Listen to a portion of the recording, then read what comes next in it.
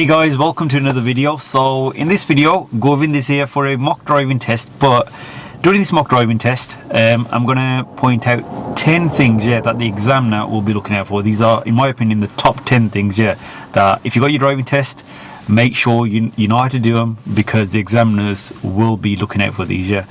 Right, so Govind, could you tell us a bit about your driving? Been driving for about 4 or 5 months. Been having lessons. Okay. Driving my own car as well with a family member. Good. Yeah. You got your test coming up? Yeah, a few weeks. Okay. How do you feel? You feel ready? A bit. Yeah. I don't know. That doesn't sound too sure. Yeah. Okay. So, how is there anything in your driving which you feel you still need to improve, or do you think you're okay with most of the topics? Probably just roundabouts. Roundabouts. Yeah, a lot of people do struggle with roundabouts. Okay, so you know how these mock tests work, yeah? You've been watching the videos? Yeah. I won't say anything if you do make a fault, yeah? Yeah. Okay, but like I said, I'm going to split this video. It's going to be slightly different to the normal mock tests that I do. Obviously, at the end, I'll give you my true opinion if I think you're ready or not for your test, yeah? Okay, but for you guys watching, like I said, this video is going to be done in a slightly different format, where it's going to be mainly the top 10 things to look out for, yeah? Okay, what the examiner is going to be looking out for. So, for example, it could be T-junctions, roundabouts, crossroads, hills, whatever, yeah? Okay, ready? At the end of the road, turn right, please. The first thing, and probably one of the most important, is observations and judgment when emerging out at a T-junction. Good observations and judgment will definitely make the examiner feel safe in the car with you. Govind gives a good example of how this should be done. It's busy, so we do have to wait a couple of minutes for a safe gap. This is when learners start feeling the pressure and decide to pull out when it's not safe. Govind shows good patience.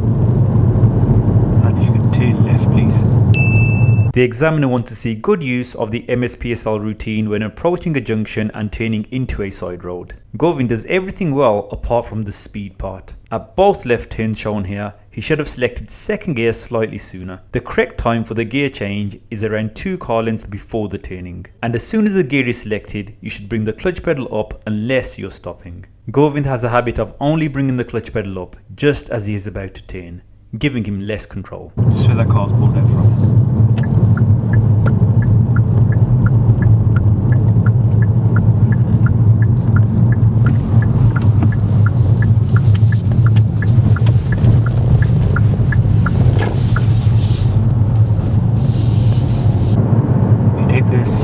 On the left, please. This is the first one here, yeah? Just after these park cars.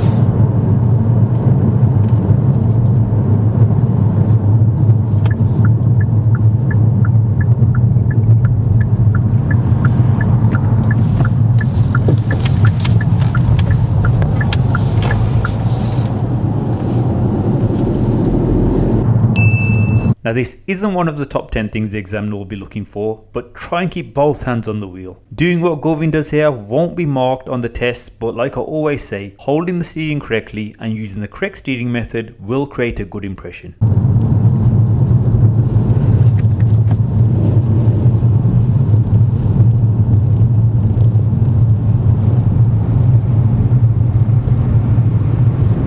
Okay, the traffic lights turn right. When turning right at a traffic light control crossroad, the examiner will be looking for good positioning and judgment. At this first crossroad, Govind positions well and only goes when there is a safe gap.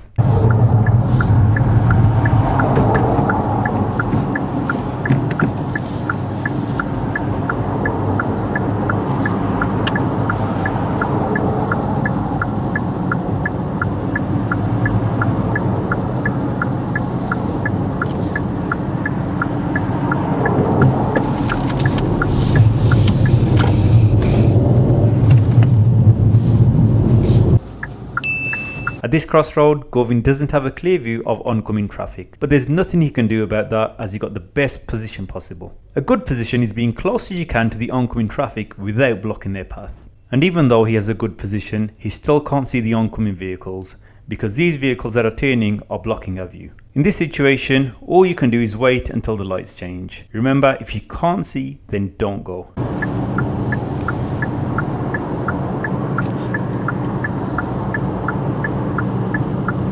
I can't even see past these cars.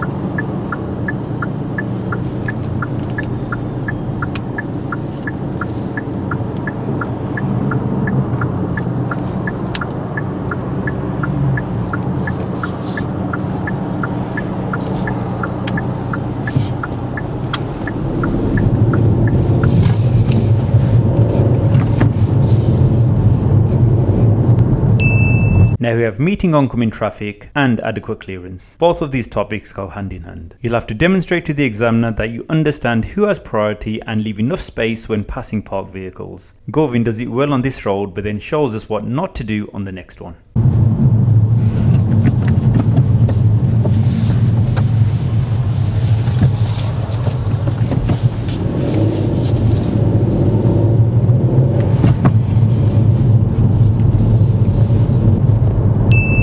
This time, Govind enters a gap which he shouldn't have. He should have stopped and given way before the parked black vehicle. He enters and gets too close to that car. I had to ask him to steer away. So this would be a serious fault on a driving test. Oh, steer that way.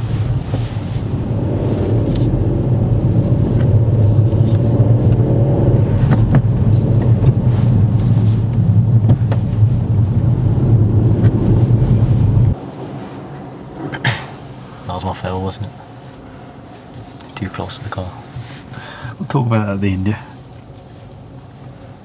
Okay, at this roundabout, go straight ahead to the second exit. Now let me tell you what examiners look out for on roundabouts. Before we do that though, here's a short clip of the ultimate driving course for any of you that are learning to drive. It's going to help you save time and money on driving lessons and give you the correct knowledge on every topic. My ultimate driving course consists of over 50 easy to understand, precise videos covering every single topic required to pass the driving test. These are practical videos demonstrating everything from moving and stopping a vehicle to all the maneuvers plus every other module. So if you're lacking in knowledge on a certain topic, or maybe your driving instructor hasn't covered everything on your lessons, then this course has it covered. Just watch the relevant video before your driving lesson, which means you'll get into the car knowing exactly what to do. This will definitely save time on your lessons. And as a thank you for the continued support, I've unlocked the first 10 videos of the course, which means you'll get them absolutely free. So even if you decide not to purchase the course, you still have everything you need for your first few lessons. I don't want any of you sitting there wasting time as driving lessons aren't cheap. Along with the videos, I have also introduced a totally free to access theory section. As part of phase 1, you can access practice theory questions, road sign flashcards, and theory mock tests. Like I mentioned, these features are free to access regardless of whether you have purchased the Ultimate Driving course or not. And finally, just to let you know, I'm updating all of the videos in the course one by one, and there will be more features added in phase 2. Before entering any roundabout, the examiner wants to see you approach at the correct speed and carry out good observations and judge whether it's safe or not to enter. And after entering, if you're going straight ahead, the examiner will be looking out for lane discipline, so stick to your lane. Govind gives a good example of how this should be done.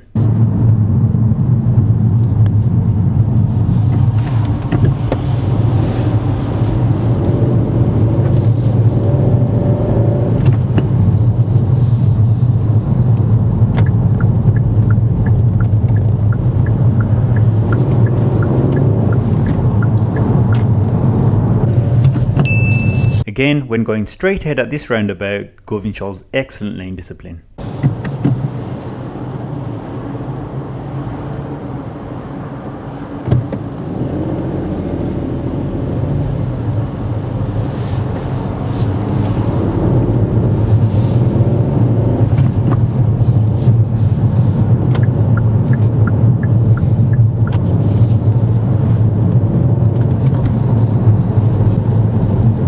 Okay, is the roundabout coming up?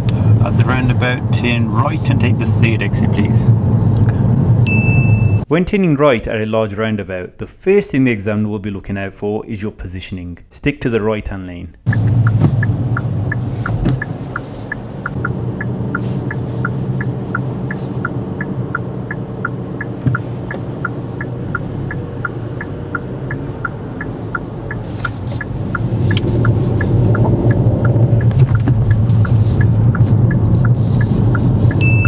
The other main thing the examiner will check is how you exit the roundabout. If you're taking the third exit, make sure you're checking the mirrors and signal left as soon as you're level with the second exit. Here the examiner will be looking out for your observations and judgment before you move to the left lane. Many learners do struggle with this, but Govin did it really well.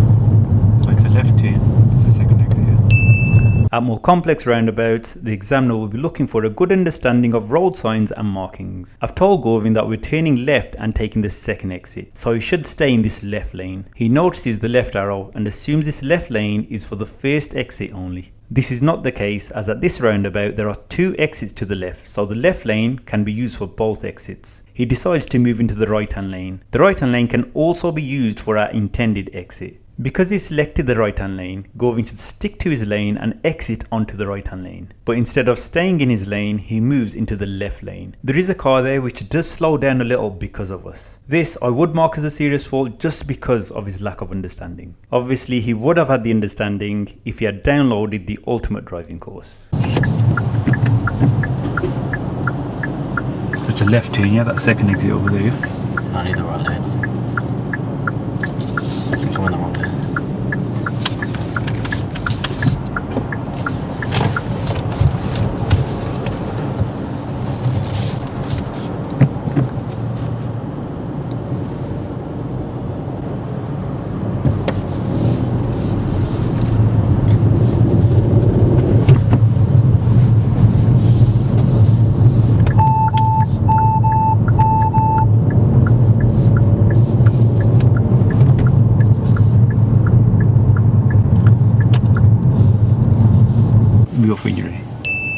Before we move on to the final three, here's a fault that Govin made multiple times, and this was for not signalling when moving off. You don't always have to signal when moving off, but if there's anyone around, pedestrians, cyclists or vehicles, then you should signal right to warn them. You'll notice on the third clip, Govin forgot to cancel the left signal after parking up, and then moved off with the left signal on. And then finally he realised what he was doing.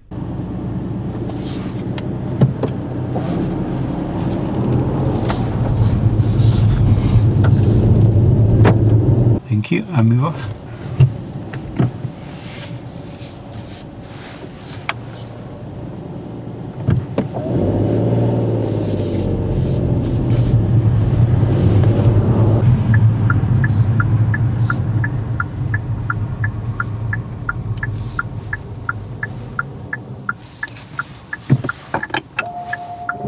Okay, and move off when you're ready.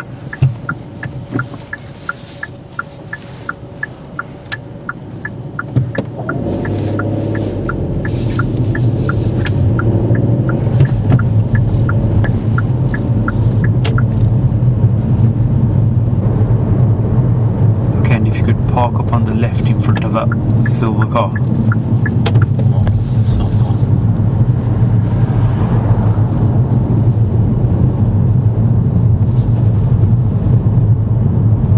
Okay, just park.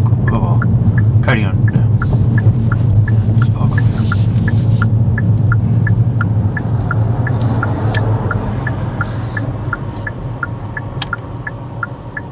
So what did I say? Did I ask you to park in front of it or behind it? I thought you meant behind, but you said in front. Okay, cool. No worries. Move off when you're ready.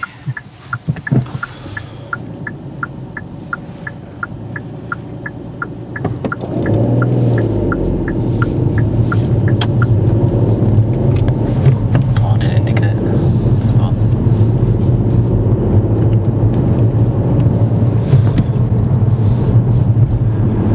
At the end of the road, turn right.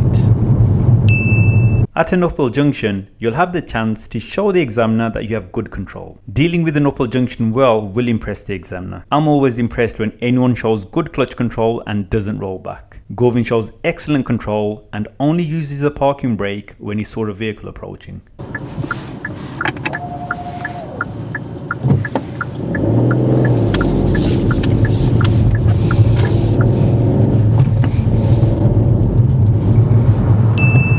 Good awareness and planning is a skill that you should be demonstrating throughout the test. Govin gives a good and bad example of this. Here, he notices a keep clear marking and doesn't enter it as there is traffic ahead.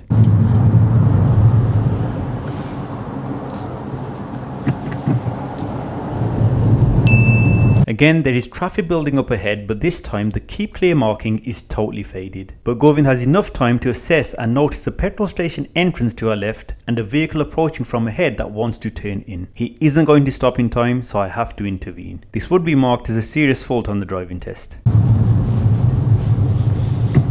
Stop.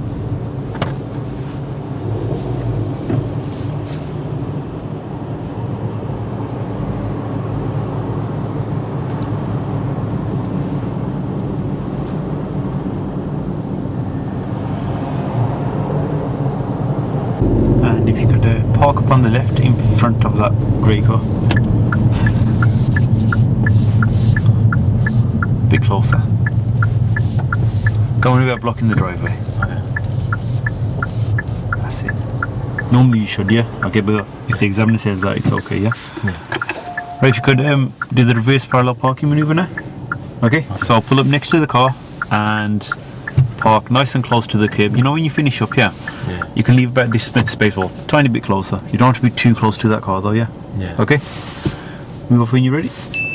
For those of you that noticed me shaking my head, it was my reaction to that cyclist chucking their can in the middle of the road. Let's move on to the final thing, which is maneuvers. On all of the maneuvers, there are three main things that the examiners look out for. They are control, accuracy and observations. The control of the car was good from Govin. Accuracy wise, he was a bit far from the curb, so readjusts, which is fine. But the observations should have been better. I think most learners are more concerned about positioning than the observations. It seems as if Govin is observing well, as he's constantly looking around and checks a blind spot before our vehicle swings out. But there was a pedestrian on the pavement, and even though Govin was looking, he didn't really notice her. I will say that she wasn't that close to our car, but when there is a pedestrian nearby, always stop and assess what they are doing. I see many learners checking their surroundings well, but not really taking in what's going on. We call these effective observations, and I do speak to Govin about this as soon as we finish parking up.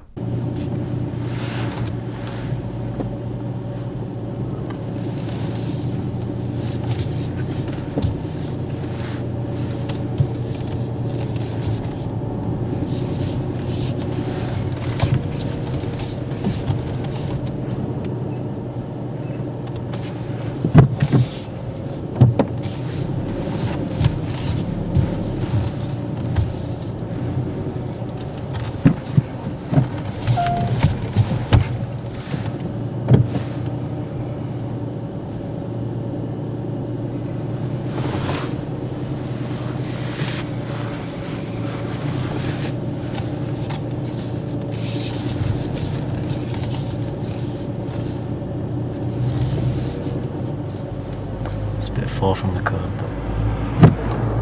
I think I'm done.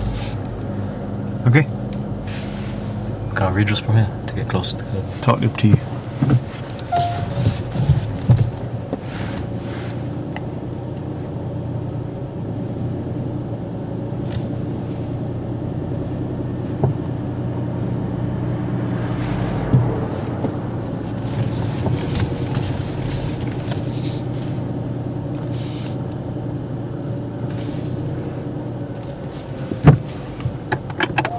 I've only done it once. Oh, you've already done it once before? Yeah. Okay, right, that's the end of the test. If you could switch off the engine for me. Okay, let's just start off with this maneuver. Yeah. So when you were doing this maneuver, was there any pedestrians nearby anyway? I think that was a cyclist. That was at the start, yeah? Yeah. Apart from that? I saw a lady walk across Where? somewhere around here. I can't remember where though. Okay, yeah. That's my point there, yeah. Okay. So The lady's walking across here. Yeah. Okay, she's walking towards us as well. So you know when you're coming in, and she wasn't in what I call the danger zone just yet. Yeah. Okay, but if you see someone, just slow down and assess what they're doing. Yeah. Okay, I just had that feeling that even if she was closer, you would have still just continued. Yeah, if someone is walking there, Yeah. do you know you have to stop for them? Yeah, I know you have to stop, but I know it's just hard because I thought I'd fail if I don't look past there as well and all the mirrors as well. Yeah, so you know when you're looking, Yeah. don't just look for the sake of it. Actually assess what's going on. So you were looking, but you still weren't sure where that lady was. Yeah. Do you understand what I'm trying to get at? Yeah. Yeah. Okay, it's what we call effective observations. Yeah. Yeah. Just make sure when you are checking, you actually take on board what's going on. Even when you're moving off from a parked up position, you're looking all around. Yeah. But then assess. Do you need a signal? Yeah. Always assess what's going on. Don't just check the mirror just for the sake of it because I have to do that on my test. Yeah. Okay. Actually, work out what's going on. Yeah. Okay. That's one thing I think you could definitely work on. Yeah. Yeah. Okay. Yeah. Right. Yeah. Thank you very much for doing the mock test. Yeah, and guys, like always, hope that video helped, and any of you that have got your test coming up, all the best, and don't forget to like and subscribe.